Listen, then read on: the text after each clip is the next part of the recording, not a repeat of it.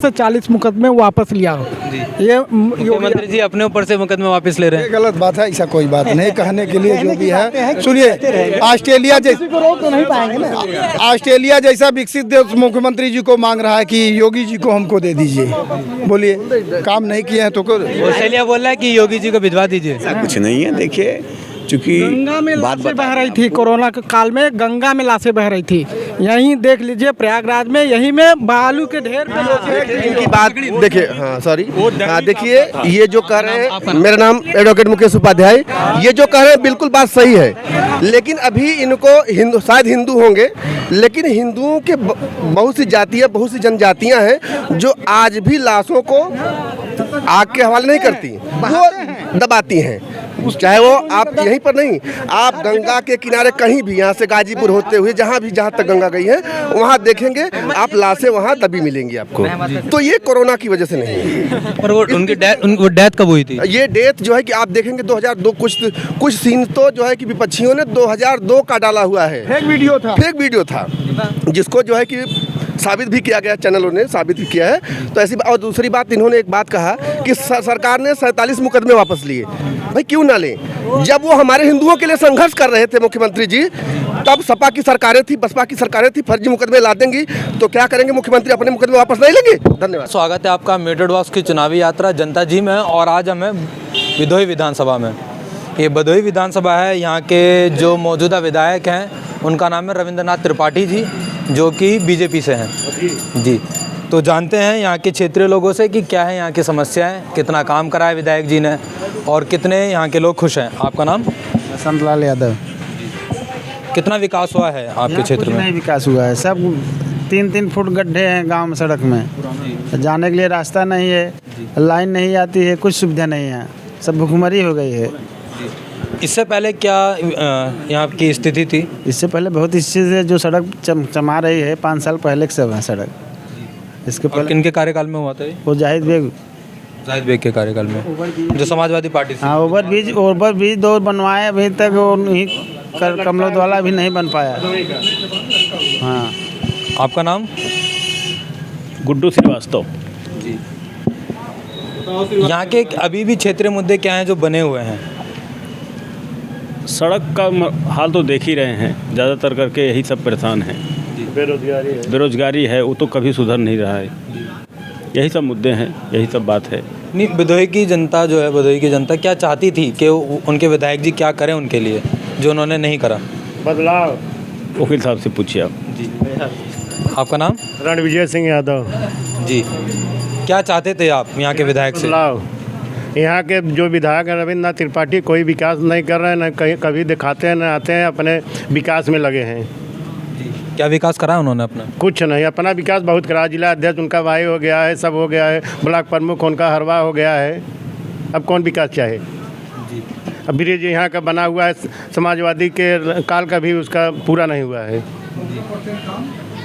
अधूरा है जी। इसलिए यहाँ जनता पूरा बदलाव चाह रहा है। बहुत बेरोजगारी, बहुत भूखमरी है। बेरोजगारी, भूखमरी। सांसद जो हैं भाजपा को कभी नहीं दिखाते हैं, रमेश चंद बिंद, उसका कभी दर्शन नहीं होता है। केवल सांसद नाम के हैं सांसद। रमेश चंद बिंद जो है, उनका घर मझवा मिर्ज़ापुर है, यहाँ क्षेत्र में कभी नहीं दिखाता है कि यहाँ लोकसभा कौन सांसद है जी। और योगी सरकार का कार्यकाल आपको कैसा लगा? योगी सरकार काल कुछ नया जात पात है, जैसे सब ठाकुरों को बढ़ावा दे रहे हैं और सब जातियों ब्राह्मणों को, अन्य जात को दबा दे रहे हैं। चिन ठाकुरों को अधिकारी बना रहे हैं, हर चीज़ बड़े बड़े के सब उन्हें आयोग हो चाहे जहाँ हो, सब उन्हीं के अपने आदमियों को रख रहे हैं। यही है। आपका नाम? पूवराज यादव। तो यहाँ पे पूछा जाए कि यहाँ पे किसानों की क्या क्या समस्याएं हैं भदोही में? किसानों की समस्या बहुत है, जो मटे किसी को जो है समय से खाद बीज नहीं मिल पा रहा है, जो मटे न तो सोसाइटी में खाद उपलब्ध है, जो मटे वहाँ लोग जाते हैं, जो मटे तो बोलते हैं भैया खाद ही नहीं है, जो मटे खाद बीज नहीं समय से मिल पा रहे हैं, जो मटे और गांव देहात की जो है सड़कें इतनी टूटी फूटी हैं जमटे, उस पर न जो है ना कोई विधायक का जो है निगाह पड़ रही, ना कोई सांसद उस पर जो है अपना स्टेटमेंट दे रहा है जमटे। और इन लोगों का जो है अखबार में भी कभी कोई स्टेटमेंट नहीं निकलता है जमटे कि हम क्या कर रहे हैं क्या नहीं कर रहे हैं जमटे, माने कुछ नहीं जमटे। ये लोग जो है केवल अपना पद पा गए हैं और वही अपना पद पकड़ के बैठे हैं जमटे, और पब्लिक से इन लोगों का कोई नाता वाता नहीं है जमटे। भदोही की जनता क्या विकास चाहती थी? भदोही की जनता विकास चाह रही है जो मटे कि इनको जो है समय से जो मटे किसानों को खाद बीज उपलब्ध हो जो मटे, और भाई जो मटे बुनकरों को जो है जो मटे बिजली उपलब्ध हो जो मटे, कारखाने चलें जो मटे, उसमें लोग अपना काम करें जो मटे, पैसा कमाएं जो मटे, रोजगार बढ़ाएं जो मटे। लेकिन ये सब समस्या जो मटे है यहाँ कोई इसके लिए कोई ध्यान नहीं दे रहा है। भदोही में कारपेट का काम होता है और प्रसिद्ध काम है जी। इस सरकार के कार्यकाल में और पिछली सरकार के काल में क्या बदलाव आया है?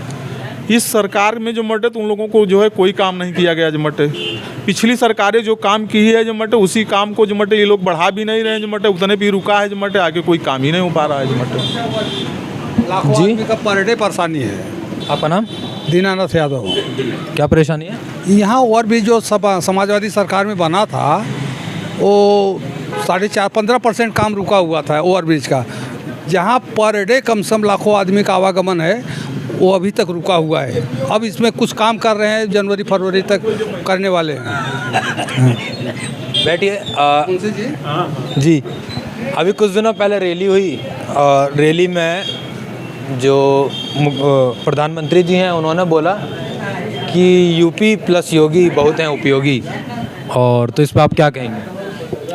अब देखिए उन लोगों को बोलने की भाई बात है, अपना बोल रहे हैं जो मटे। अब तो पब्लिक के मन की है जो मटे, किसको वोट देगा किसको नहीं देगा जो मटे। अब तो समय आएगा तो पता चलेगा कौन जीतेगा कौन हारेगा जो मटे। अब हम लोग क्या उसके बारे में बोलें? तो आपको कुछ तो लगता होगा कि क्यों बोला गया ये? अब बोलने का भाई उन लोगों को आइडिया होगा जो मटे, उन लोगों को कहीं से कोई मटे अपनी व्यवस्था होगी जो मटे, उस अनुसार बोल रहे हैं जो मटे। अभी तो पब्लिक समझे कि पब्लिक किसको वोटिंग करेगी किसको नहीं करेगी जो मटे, तो समय आएगा तो बताया जाएगा जो मटे क्या किया जाएगा जो मटे। यहाँ की क्या व्यवस्था बन रही है? यहाँ का माहौल क्या बन रहा है? यहाँ का माहौल देखिए अभी यहाँ जो मटे भाई अपने अपने लोग सब मटे अपना सब प्रचार कर रहे हैं जो मटे, अपने के लिए जो है सब मेहनत कर रहे हैं जो मटे। लेकिन अभी यहाँ जो मटे ऐसी कोई व्यवस्था नहीं है, मटे भी कुछ कहा नहीं जा सकता कि कौन यहाँ से जीतेगा जो मटे। समझ रहे हैं? भदोही के सबसे बड़े मुद्दे क्या हैं? जातिगत समीकरण है जिससे यहाँ पे विधायक चुने जाते हैं, या फिर कामकाज? बताइए वकील साहब। बोलिए ना, आप बोलिए, अपना पक्ष बोलिए। बोलने में क्या है? इनसे बोलिए, अपना पक्ष बोलिए, क्या बोले हम पक्ष? जो आपको लगता है। वो आपको अच्छा लगता है बताइए उसके बारे में। नहीं, कमी तो है, ज़रूरत तो है। देखिए दो यहाँ ओवरब्रिज सबसे बड़ी मुद्दा है। उधर जाने आने वाले को बहुत परेशानी हो रही है। ये तब से ही ऐसे अधूरे में लटका है, कुछ नहीं हो रहा है, यही सब है। बेरोजगारी में कोई सुधार नहीं हो रहा है, बहुत से बच्चे बेरोजगार इधर उधर घूम रहे हैं, कोई काम नहीं है। भदोही में तो ज़्यादातर परेशानी यही है। अखिलेश यादव के करीबी जो थे राहुल बसीन और नीटू जी, उनके घर पे या उनके जो ऑफिस है वहाँ पे छापा लगा है, तो इस पर क्या कहेंगे आप? छापा गलत लगाया है, जानबूझकर पार्टी के बदनाम करने के लिए छापा लगा रहे हैं। हाँ, केंद्र और राज्य सरकार दोनों मिलकर अपन धूमिल उनका कर रहे हैं कि ये लोग गलत आदमी हैं, यही कुल और का। हम इनका विरोध कर रहे हैं, इस सब का। छापा मारना चाहिए, इसके 6 महीना पहले मारना चाहिए था। अगर आप लोग को मालूम है कि ये लोग चोर हैं या चाहे जो है इनके लोग कमी है ही है, तब छापा पहले मारना चाहिए। जब चुनाव आ गया नज़दीक, क्यों छापा मार रहे हैं? इसके विरोध में हमें। तो मान के चलिए कि अगर अखिलेश यादव आते हैं सत्ता में, तो सबसे पहले क्या काम है जो अखिलेश यादव को करना चाहिए? अखिलेश यादव आ गए, सबसे पहले तो सोसाइटी में खाद मिलेगा, किसानों के 24 घंटा लाइन मिलेगा, अब भदोही का ओवरब्रिज चालू होगा, और जितना रोड सब खराब है सब बनेगा।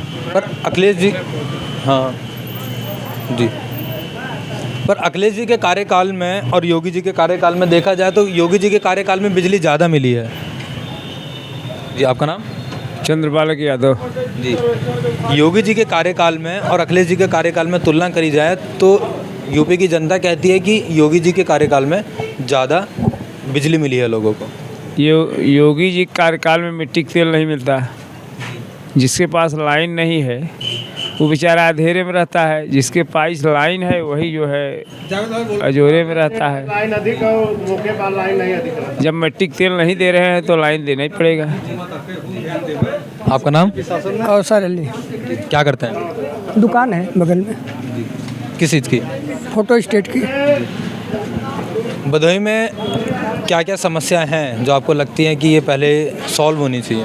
भदोही में बहुत समस्या है, जाम का समस्या है, रोड का समस्या है, बेरोजगारी है, लोगों मतलब रोजगार नहीं है लोगों के पास। मेन तो मुद्दा यही है रोजगार का। और आपको कार्यकाल कैसा लगा योगी जी का? हमको अच्छा नहीं लगा। कारण? कारण इससे पहले समझ ले गवर्नमेंट जो सपा गवर्नमेंट थी वो अच्छी थी। क्या अच्छा था उसमें? 4 साल हो गया, बताइए ब्रिज अभी रेडी नहीं हुआ, योगी रुक गया और रुक गया। नहीं, अखिलेश जी के कार्यकाल आपने बोला अच्छा था, तो क्या अच्छा था उसमें? बहुत बहुत अच्छा था उनके कार्यकाल। जैसे जो काम चालू था ज़मीन पे धरातल पे कोई काम हुआ है बताइए आप? और उनके अखिलेश के दौर में तो धरातल पे काम हुआ है ज़मीन पे। क्या काम थे वो? आप देखिए यहाँ से मिर्ज़ापुर रोड, यहाँ से हाईवे बाबतपुर रोड, ब्रिज वो स्टार्ट हो गया, फीता काट दिए इन लोग। आइए भी रोड देखिए। आपका नाम? राजू यादव। जी जी, कोई बात नहीं, आराम से बोल लीजिएगा। तो आप करते क्या हैं? राजू मिस्त्री है, मोटरसाइकिल। काम धंधा अच्छा चल रहा है? हाँ चल रहा है, लेकिन जब से इस 4 साल योगी सरकार है तब से ठंडा हो गया है, तो काम धाम नहीं है कोई, बस वो है कि आसमान के गले बैठे रहते हैं। अच्छा, कोरोना काल के बाद कितना असर पड़ा है धंधे पे? ये वो तो कोरोना का, वो तो कोरोना के नाम पे देश को बर्बाद कर दिए ये लोग दोनों जन। कोरोना का वो बर्बादी ज़्यादा कर दिए ये लोग को। जब तक हम तो ये देख रहे हैं कि चीन वो पाकिस्तान तो खाली याद आ रहे हैं, वो कुछ कर नहीं रहे। आपसे सर पूछा जाए रविंद्रनाथ त्रिपाठी जी का आपको कार्यकाल कैसा लगा? उनका कार्यकाल हम लोगों को कोई अच्छा नहीं है जमटे, कोई काम हम लोगों की तरफ नहीं कर रहे हैं जमटे। जितना भी काम हुआ है जमटे सब जो है जमटे पुराने ही सरकार के जमटे कार्यकाल में हुआ। नया कार्यकाल में जमटे यहाँ भदोही में कोई काम लोग नहीं किए जमटे। तो 5 साल में कभी आपको दिखे विधायक जी? विधायक जी आते हैं, तहसील दिवस में बैठते हैं जमटे, वहीं से फिर उठेंगे अपने चले जाएंगे घर जमटे। तो आपने कभी अपनी समस्या बताई नहीं? समस्या वहाँ बताने के लिए इतने लोगों की लाइन लगी रहती है, हम लोग पहुँच ही नहीं पाते हैं, क्या करें जमटे। और यहाँ के अधिकारी कर्मचारी जो है भदोही जिले के जमटे सब एकदम मनमानी है जमटे। पैसे जमटे जहाँ 10 रुपये का काम होना है वहाँ 100 रुपये लोग ले रहे हैं जमटे, और तब पर भी काम नहीं हो रहा है। जनता परेशान है, पब्लिक परेशान है, सब जमटे सब घूम रही है जमटे। कौन सा काम हो रहा है जमटो? बगैर पैसे का तहसील में कोई काम नहीं होता है जमटे, आप जानें। तो आपको क्या माहौल दिख रहा है इस बार यूपी का? अब यूपी का माहौल देखो भैया जमटे, समय आएगा लोग तो जमटे जनता जैसा समझेगी उसको जमटे। आपका कुछ हिसाब तो लग रहा होगा ना? हम लोगों को हिसाब लगाने से क्या मतलब है जमटे? जब तक पब्लिक का मूड जमटे इकट्ठा नहीं होगा जमटे, तब तक हम कैसे बता देंगे कौन जीतेगा कौन हारेगा? अभी तो पहले चुनाव की घोषणा हो जाने दीजिए, उसके बाद जमटे हम लोग सोचे समझेंगे जमटे कि किसको वोट करना है किसको नहीं करना है जमटे। आपका नाम? सर जितेंद्र कुमार उपाध्याय। यहाँ के जो मौजूदा विधायक हैं रविंद्रनाथ त्रिपाठी जी, उनका कार्यकाल आपको कैसा लगा सर? सर मैं इस विधानसभा से बिलोंग नहीं करता, मैं मरियाहू विधानसभा से बिलोंग करता हूँ, जहाँ की विधायिका माननीय लीना तिवारी जी हैं, डॉक्टर लीना तिवारी जी हैं। जी जी। तो अगर आपसे पूछा जाए, आप भदोही में आना जाना रहता है आपको? जी जी आना जाना रहता है। तो अगर आपसे पूछा जाए कि पिछले 5 साल में कितना विकास हुआ है भदोही जिले का? सर देखिए, अब यह भदोही ज़िले के लोग ज़्यादा बेहतर बता पाएंगे। देखिए जो सही बात है, और कहने का मतलब हमारे मरियाहू का तो विकास हुआ है। हमें गांव में पक्की सड़कें और हर सारी व्यवस्थाएं इसमें बहुत, इस भारतीय जनता पार्टी की सरकार में बहुत बेहतरीन मिल रही हैं, जिससे हम इनकार नहीं कर सकते। और भदोही की जनता है, अब ये सबको नहीं संतुष्ट कर सकता ना, अकेले जैसे कोई भी नेता पूरे समाज को नहीं संतुष्ट कर सकता है। इसलिए सरकार की जो भी योजनाएं हैं अगर वह जनता तक पहुंच जाए तो हर जगह विकास की लहर ही दिखाई देगी। क्योंकि अब तो करप्शन अधिकारियों की जब नस में है तो निकलते निकलते निकलेगा ना सर, इतने जल्दी तो निकलेगा नहीं। अभी तो ये 5 साल का तो ये नसों में करप्शन भरा किसने? सर जी, इसके पहले की सरकारों ने। सबसे बड़ा इसमें कांग्रेस है। कांग्रेस की सरकार यहाँ 60 साल 70 साल राज की, उसने सभी को वही कर दिया, जिसकी वजह से आज लोग करप्ट हैं।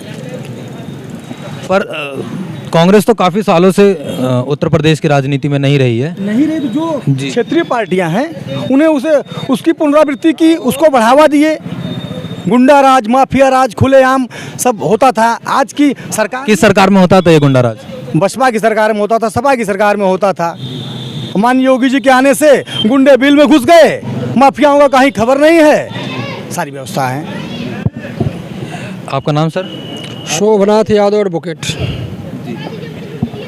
इन्होंने बोला कि योगी जी के सरकार के आने के बाद जो भी माफिया हैं, गुंडे हैं, सब बिलों में चले गए और कानून की व्यवस्था है।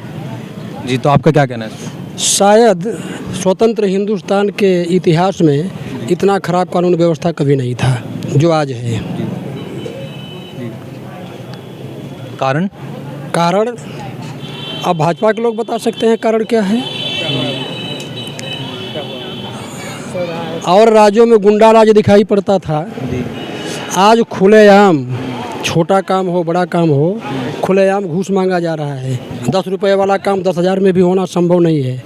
किसी अदालत में चले जाइए, खुलेआम करप्शन हो रहा है। जी सर, मैंने आपसे पहले कहा कि जो ब्लड में इतने जल्दी थोड़ी ना वो बाहर आएगा, आते आते भी 5 साल है ना, आने वाले 5 साल में 10 रुपये वाला काम 10,000 में हो गया, एक दिन में बढ़ा है भाई। भाजपा के शासनकाल में बढ़ा है। और जहाँ तक गुंडई की बात है, सपा की गाड़ी में कहते हैं जिसमें लाल झंडा लगा उसमें कोई गुंडा बैठा है, समझ लो। लेकिन आज थाने में दरोगा को मारने का काम कौन कर रहा है? भाजपा के लोग कर रहे हैं। तो गुंडे हुआ है? ऐसी बात नहीं है सर, ऐसा कोई घटना बताइए जहाँ गुंडा मार रहे हैं। तो बता दे भाई। आज स्वतंत्र हिंदुस्तान के इतिहास में किसानों की इतनी बड़ी हड़ताल नहीं हुई थी। 734 किसानों के मरने के बाद तब माननीय प्रधानमंत्री जी को होश आया कि ये कानून गलत है। क्या बोलेंगे इस पर? सर देखिए, कानून जो लगाया गया था वह हित में ही था। भैया जी से पूछिए। भैया देखिए, जो कानून लगाया गया था ठीक है, प्रधानमंत्री जी के समझ में आया कि नहीं ये कानून देश के लिए ठीक है, उन्होंने उसको लागू किया। विपक्ष इसका विरोध करता रहा। अंत में जब उन्होंने देखा कि नहीं, हम जिसके लिए परेशान हैं, जब उसी को इसकी व्यवस्था नहीं चाहिए तो हम अपना पैर पीछे ही लेते हैं, इसलिए ये हुआ। और नहीं तो कानून जो था व्यवस्था वो ठीक था। हाँ, इनका लगाना भी अगर जनता को लगता है गलत था तो भाई हो सकता है कहीं ना कहीं वो उनको लगा हो कि नहीं ये गलत है।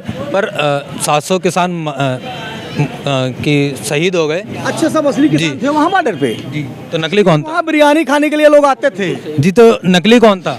भैया जो नकली है आज वही टिकैत तो वही डकैत है, वही बैठा है वहाँ। क्या टिकैत डकैत है भाजपा की निगाह में? टिकैत किसानों का भगवान है। कैसे? लोगों की हत्या कराने के बाद वो अपना खुद अब डेली वो इतने बड़े प्रपंच क्यों कर रहा है? पर 1 साल से नरेंद्र मोदी जी उन किसानों की सुन भी सकते थे। बिल्कुल सुन रहे हैं, क्यों कहाँ नहीं सुन रहे हैं। इतनी व्यवस्थाएं किसानों को मिली हैं, किसान सम्मान निधि है और सारी व्यवस्था, जो जनता जो व्यवस्था ले रही है उसका कोई चर्चा नहीं कर रहा है। हम कहते हैं कोई ऐसी व्यवस्था बताइए जो एकल किसी वर्ण के लिए, किसी जात के लिए मोदी जी ने की हो। उनका कहना है सबका साथ और सबका विकास, ऐसा कोई नहीं कह सकता। नहीं किसी पर्सनल व्यक्ति के लिए उन्होंने कुछ किया है। आपका नाम?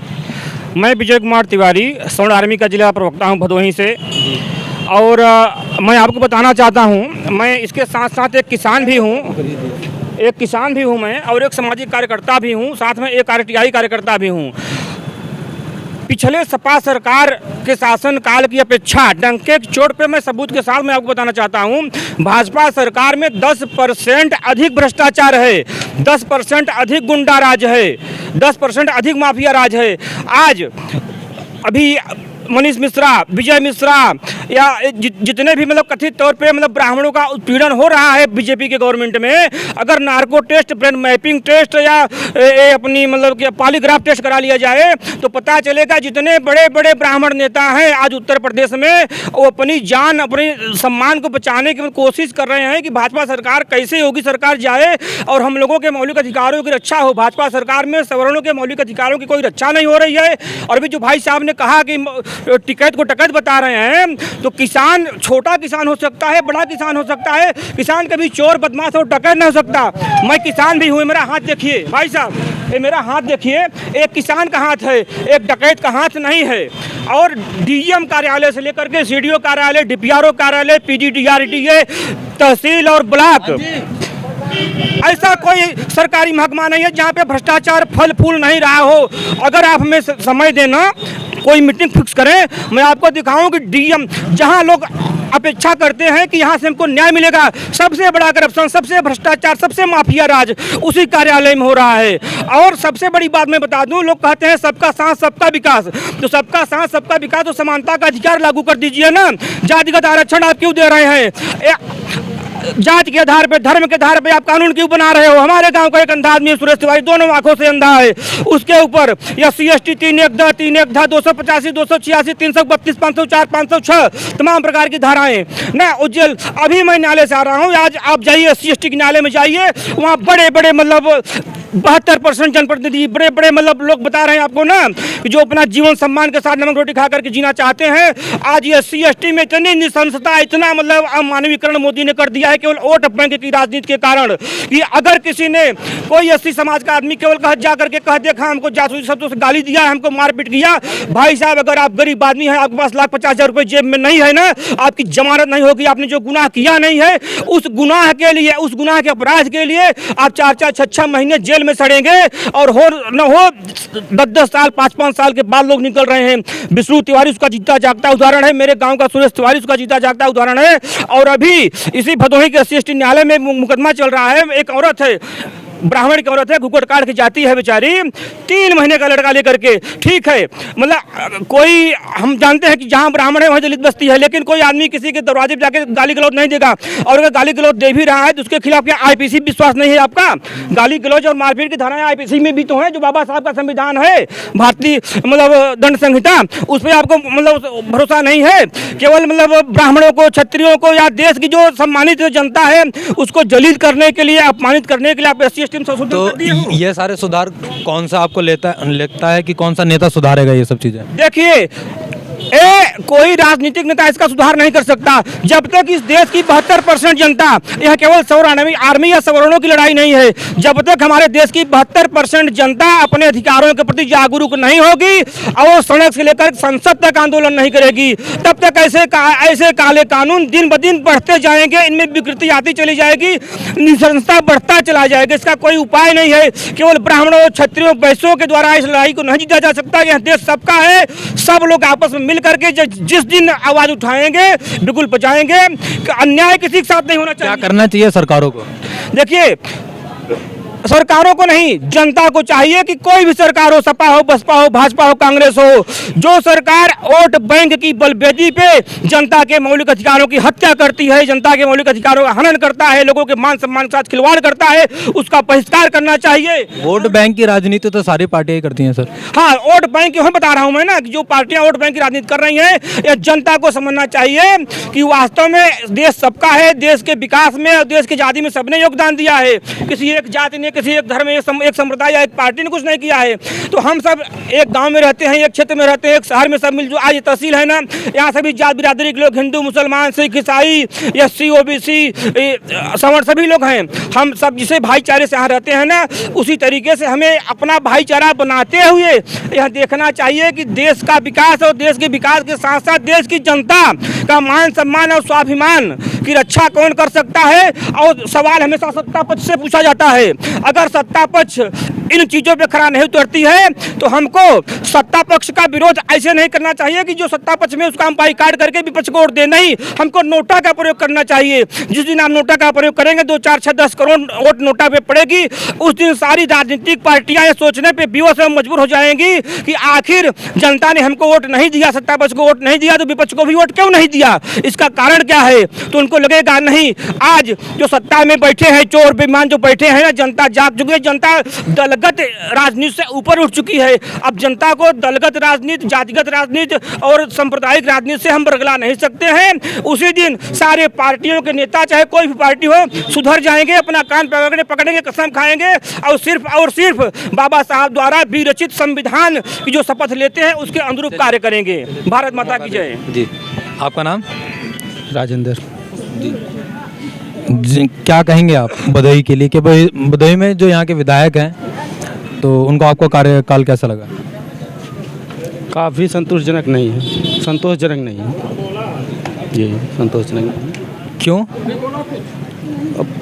वही कि विकास नहीं हो रहा है, बिजली पानी कुछ भी विकास नहीं हो पा रहा है ढंग से। कितना जोर बोल तो रहे हैं जितनी आवाज़ है उतने बोले। विकास सही ढंग से नहीं चल रहा है। आप काम क्या करते हैं? हम भी वकील हैं। तो वकालत सही चल रही है? चल रहा है। आपका नाम? हम तो ऐसे जी जी जी चले जी, आप कुछ बोलेंगे? फिर कहा बोल दे। अच्छा, मैं ये पूछना चाहता कि अब आपको क्या लग रहा है कि 2022 में माहौल क्या है? 2022 का माहौल जनता बता रही है। क्या बता रही है जनता? जनता के बीच निकल जाइए, बता रही है जनता क्या बता रही है। अच्छी शासन में जनता को कुछ मिला था, उसका बड़ी बेसब्री से इंतज़ार कर रही है और जनता वक्त का इंतज़ार कर रही है कि कौन सी डेट फिक्स हो, हम अपने उस मसीहा को फिर से बुलाएं जिसने 5 साल में उत्तर प्रदेश की दशा और दिशा बदलने। आप उन मसीहा का नाम नहीं बता रहे? श्री अखिलेश यादव। अखिलेश यादव सत्ता में आएंगे तो आप क्या परिवर्तन कर देंगे? वो उत्तर प्रदेश में क्या परिवर्तन कर देंगे? परिवर्तन की दशा और दिशा उन्होंने पिछले 5 वर्ष के शासनकाल में तय की थी, वही अधूरे काम को आगे बढ़ाने का काम करेंगे। वो पहली सरकार थी उत्तर प्रदेश में मुफ्त में सिंचाई देने का काम किया था, मुफ्त में दवाई देने का काम किया था और जो उनके घोषणा पत्र का एक एक शब्द उन्होंने पूरा करने के बाद 108 पर सर योगी 100 नंबर की व्यवस्था को दे करके लाखों लाख लोगों को जीवन दान देने का काम किया था। चाहे वो योगी सरकार अखिलेश यादव पे हमला करते हुए ये बोलती है कि अखिलेश यादव की सरकार में एक करप्शन बहुत ज़्यादा था और एक भाई भतीजा बात बहुत हम नहीं बता रहे हैं, इनके आंकड़े बता रहे हैं। हत्या इनकी सरकार में बढ़ा, लूट इनकी सरकार में बढ़ा, बलात्कार इनकी सरकार में बढ़ा। कोई दिन ऐसा नहीं है जिसमें 2-4 बलात्कार की घटनाएं पेपर में न आती हों। ये आंकड़ा उठा करके देख लें। इनका जो गवर्नमेंट की रिपोर्ट है वो बता रही है कि पिछली सरकार की अपेक्षा इनके शासनकाल में अपराध बढ़े हैं, भ्रष्टाचार बढ़ा है, करप्शन बढ़ा है, लूट खसूट बढ़ी है। एक आरोप और होता है अखिलेश यादव पे कि उनकी सरकार में भाई भतीजा बात हो।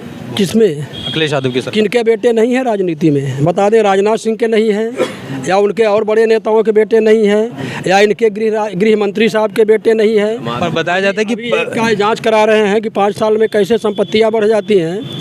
मानी हमारे गृह मंत्री साहब के बेटे की संपत्ति की जांच नहीं हुई कि 1 साल में 10 गुना संपत्ति कैसे बढ़ गई। उसके लिए कौन सी ईडी लाएंगे और कब लाएंगे? जब हिंदुस्तान ईडी से याद आया अखिलेश यादव जी के करीबियों पे ईडी का छापा लगा है। हाँ, इसलिए लग रहा है कि जैसे अभी पश्चिमी बंगाल में ममता जी के खिलाफ उनके करीबियों के खिलाफ हो रहा था, वही हथकंडा यहाँ अपनाने का काम कर रहे हैं। लेकिन जनता इसको देख लिया है, जनता उसका जवाब दे दी कि 2022 में निश्चित रूप से देगी। भाजपा तो खैर से लड़ाई है अखिलेश यादव जी की, और कौन सी पार्टियां हैं जो समाजवादी पार्टी की मदद करेगी इस चुनाव में? जो पार्टियां हमारे संगठन में आई है, समाजवादी पार्टी के संगठन में आई है, सभी उसका मदद करेगी।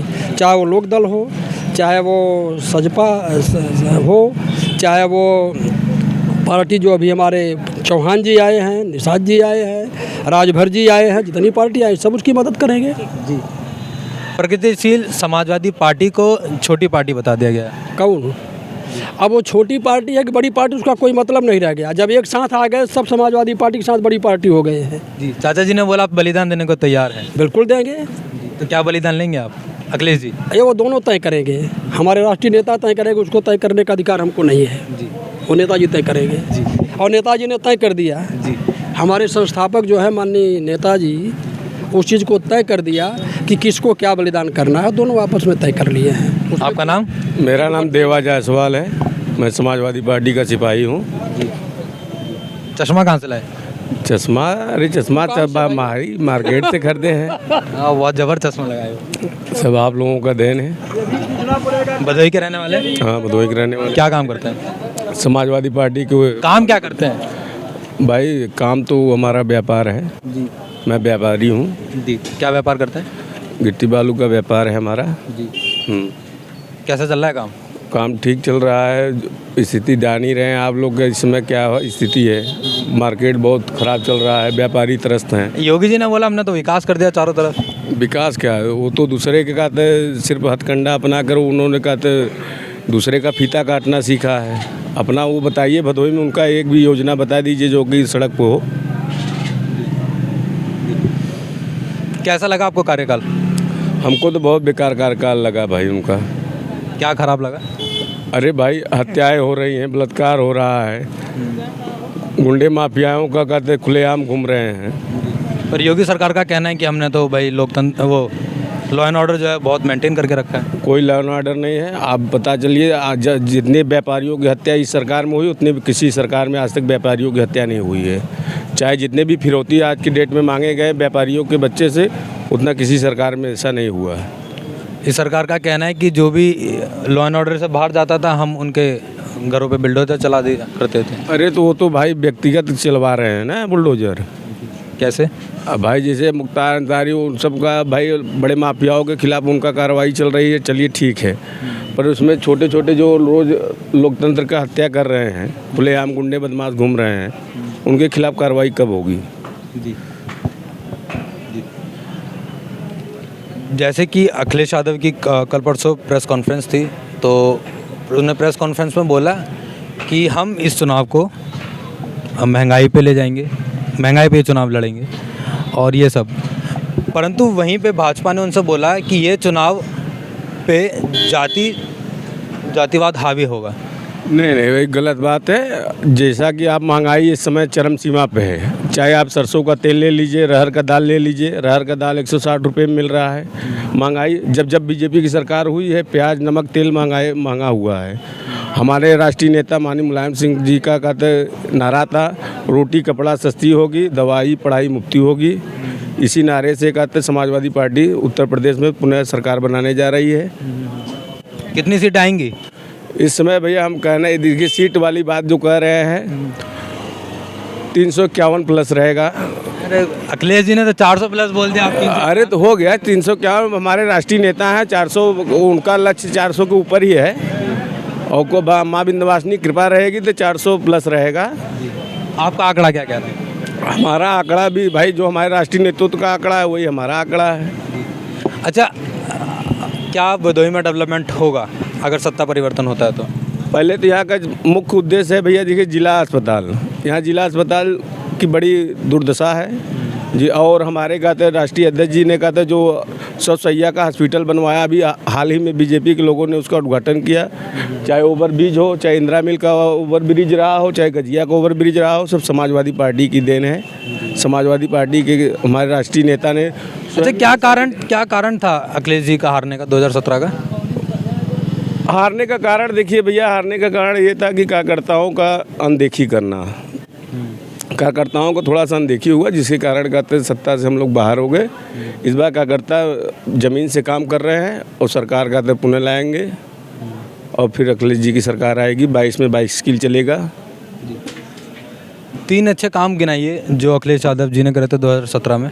अरे 2017 में आप 12 से 17 तक, 12 से 17 आप देख रहे हो ओवर ब्रिज का तो इंदिरा, आप कार्य करता है तो आपको पता होगा। आपको बता दें बाबतपुर से भदोही तक 4 लाइन दिया है उन्होंने, और यहाँ से आप भदोही से कहते मुख्यालय तक 4 लाइन दिया है, भदोही से कहते मिर्जापुर तक 4 लाइन दिया है, माँ विंध्यवासिनी को जोड़ा है सीधा यहाँ से सड़क। हाँ, एक हो गया। दूसरा अरे 2-2 3-3 सड़कें बता दिए आपको। ना एक महीना गिनेंगे तुम सब में सड़क गिनोगे। अब ओवर ब्रिज देखिए, गजिया का ओवर ब्रिज देखिए हमारे भदोही का। फिर आप सड़क पे आ गए, दूसरा काम गिनाइए सड़क को छोड़ के। अरे मेगा मार्ट बना दिए, यहाँ कालीन निर्यातों को लिए कहते, जो मेला कहते बनारस में लगता था। ये तो योगी जी बोल रहे हैं हमने बनाया है। अरे योगी जी, अरे फीता हमारे राष्ट्रीय अध्यक्ष जी ने काटा है, उनका बोर्ड लगा है, उन्होंने बनाया है। 1500 करोड़ रुपये उसमें लागत लगी है। 500 करोड़ रुपये की लागत था, बाद में लागत बढ़ गई। उसके बाद माननीय राष्ट्रीय अध्यक्ष जी 1500 करोड़ रुपये उसमें लागत आया। और तीसरा काम? तीसरा काम आपके सामने है, बच्चों को कहते हैं रोजगार दिया उन्होंने। जो सबसे ज़्यादा कहता है अगर किसी ने रोजगार दिया तो समाजवादी पार्टी ने दिया।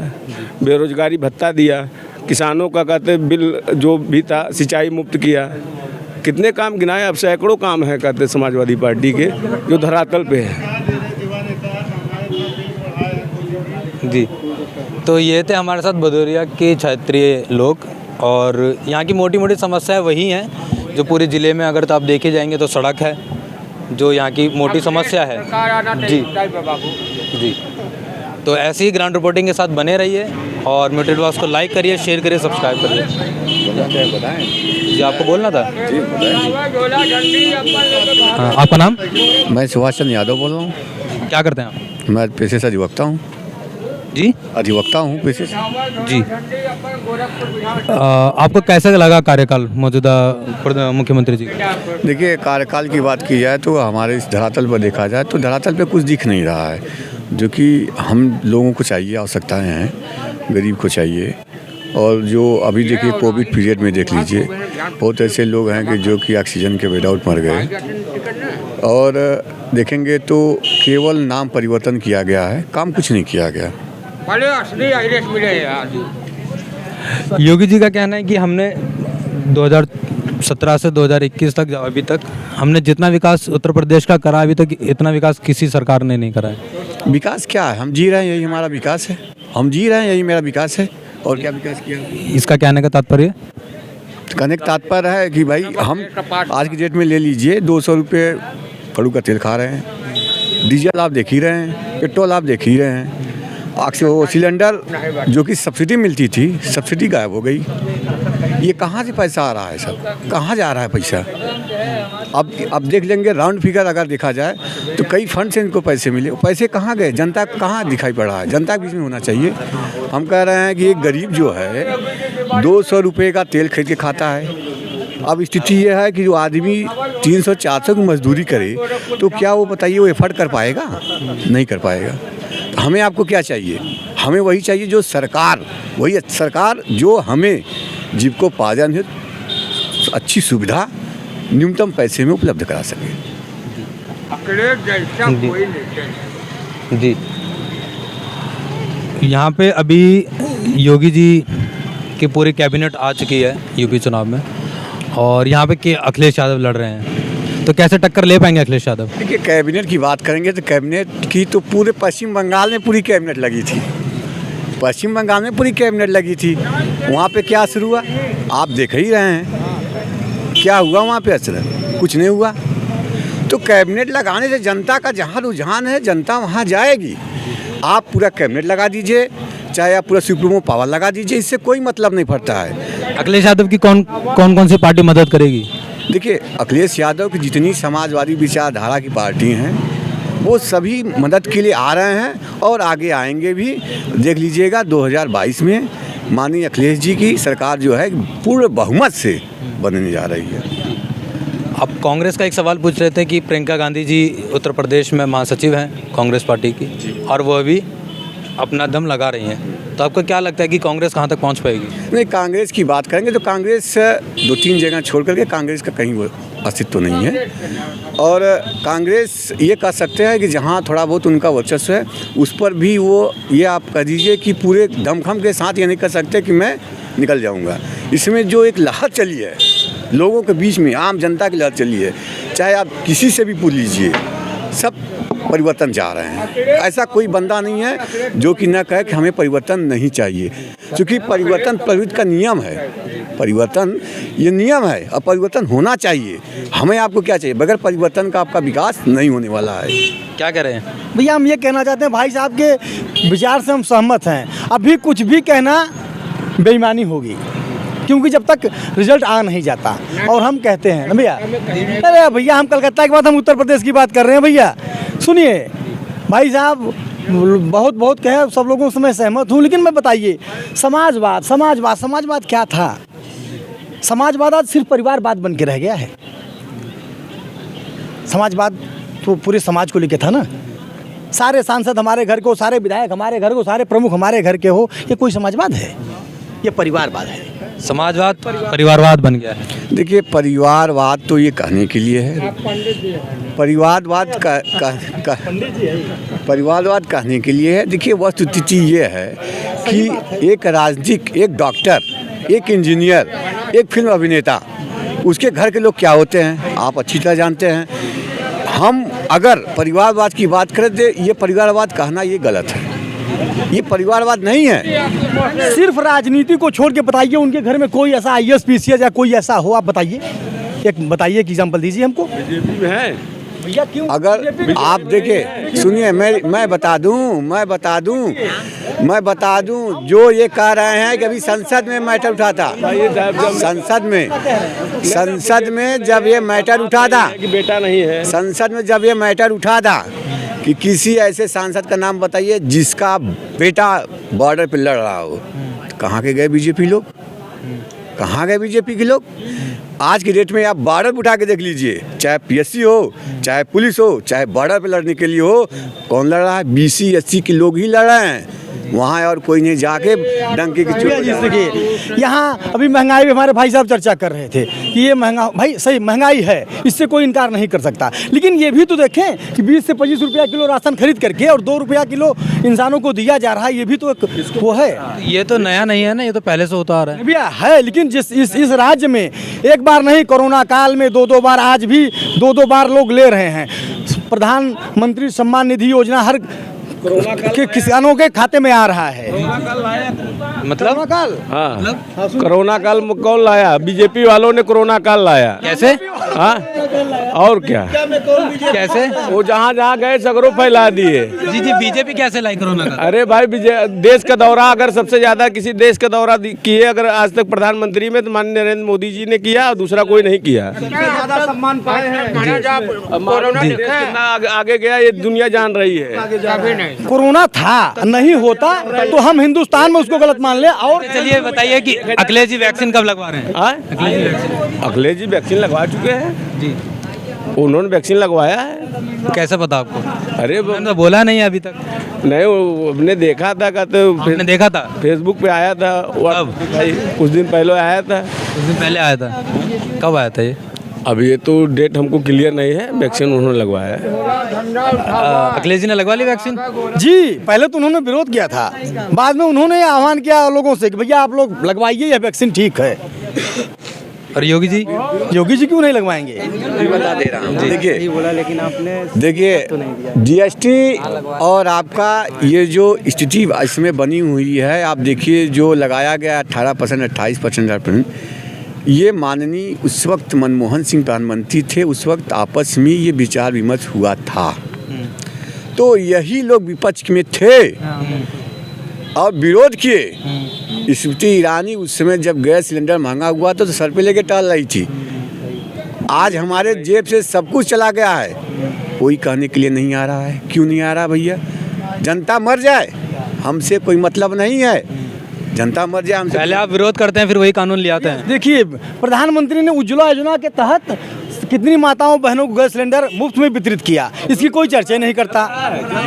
अब ये भरा नहीं पा रहे हैं। आप देखिए, आप ये सोचिए, आप ये सोचिए जो क्या है आपका नाम? धर्मेंद्र सिंह।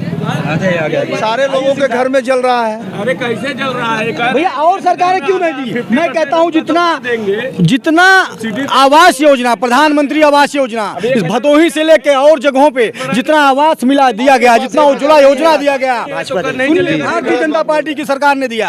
आवास दिया गया है फ्री में। सुनिए, ऐसा मुख्यमंत्री आज तक न मिला है न मिलेगा। ठीक है, योगी जी जैसा मुख्यमंत्री न मिला है न मिलेगा। साफ सुथरा छवि वाला।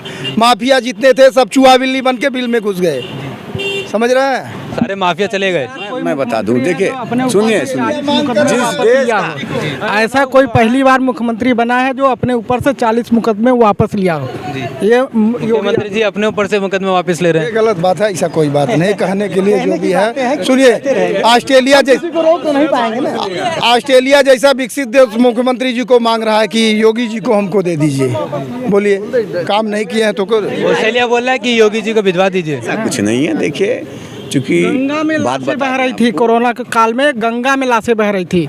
यहीं देख लीजिए प्रयागराज में, यहीं में बालू के ढेर पे लोग इनकी बात देखिए, हाँ सॉरी, हाँ देखिए, ये जो कह रहे हैं, मेरा नाम एडवोकेट मुकेश उपाध्याय, ये जो कह रहे हैं बिल्कुल बात सही है। लेकिन अभी इनको शायद हिंदू होंगे, लेकिन हिंदुओं के बहुत सी जातियाँ, बहुत सी जनजातियाँ हैं जो आज भी लाशों को आग के हवाले नहीं करती, वो दबाती हैं। चाहे वो आप यहीं पर नहीं, आप गंगा के किनारे कहीं भी, यहाँ से गाजीपुर होते हुए जहाँ तक गंगा गई है, वहाँ देखेंगे आप लाशें वहाँ तभी मिलेंगी आपको।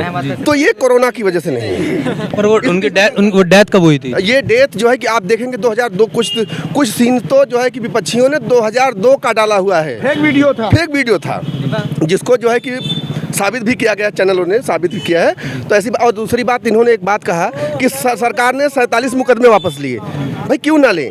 जब वो हमारे हिंदुओं के लिए संघर्ष कर रहे थे मुख्यमंत्री जी, तब सपा की सरकारें थी, बसपा की सरकारें थी, फर्जी मुकदमे ला देंगी तो क्या करेंगे? मुख्यमंत्री अपने मुकदमे वापस नहीं लेंगे? धन्यवाद। 2002 में कहाँ अरे कोरोना आया था, 2002 में कोरोना आया था यहाँ पे।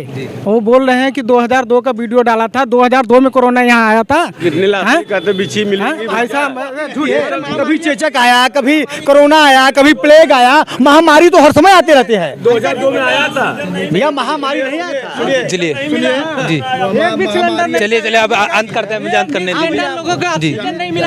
क्या कहना है, बोलिए। चलिए क्यों नहीं कहीं, नहीं जाने दीजिए। बोलिए। अरे शर्माइए मत, बोलिए। नहीं, ठीक है। चलिए, ये था हमारे साथ भदोही की जनता, और ऐसी ही ग्राउंड रिपोर्टिंग के साथ बने रहिए। चैनल को सब्सक्राइब करिए, वीडियोस को शेयर करिए, वीडियोस को लाइक करिए, वीडियोस पे कमेंट करिए। धन्यवाद।